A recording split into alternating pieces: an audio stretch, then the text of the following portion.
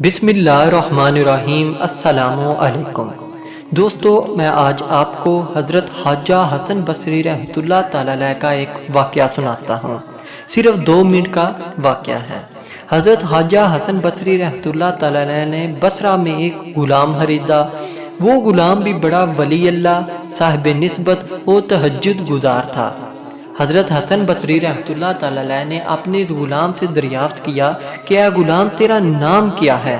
تو اس نے کہا، حضور، غلاموں کا کوئی نام نہیں ہوتا، مالک جس نام سے چاہے پکارے۔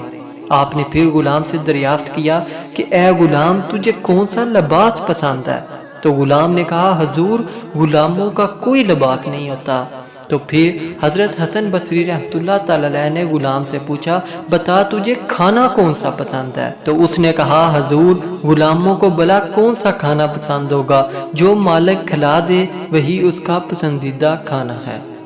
یہ سب سن کر حضرت خواجہ حسن بصری رحمۃ اللہ تعالی علیہ نے چیخ ماری، گرے اور ادھر ہی بے ہوش ہو گئے۔ کچھ دیر بعد جب ہوش آیا تو آپ رحمۃ اللہ تعالی علیہ نے غلام سے فرمایا، اے غلام، میں تجھے آزاد کرتا ہوں۔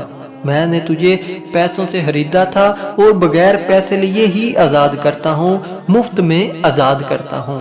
غلام نے حیرت سے پوچھا، آپ نے مجھے کس نعمت کے بدلے آزاد کیا؟ حضرت خواجہ حسن بصری رحمۃ اللہ تعالی علیہ نے فرمایا، تم نے ہم کو اللہ تعالیٰ کی بندگی سکھا دی۔ اس واقعے کا دوسرا رخ بھی دیکھتے ہیں کہ ہم سب انسان اللہ تعالیٰ کے غلام ہیں اور اللہ تعالیٰ ہمارا خالق اور مالک ہے۔ تو ہمیں بھی چاہیے کہ ہم اپنے مالک آقا کے بتائے ہوئے اصولوں کے مطابق زندگی گزاریں، کیونکہ غلام ہمیشہ مالک کا پابند ہوتا ہے۔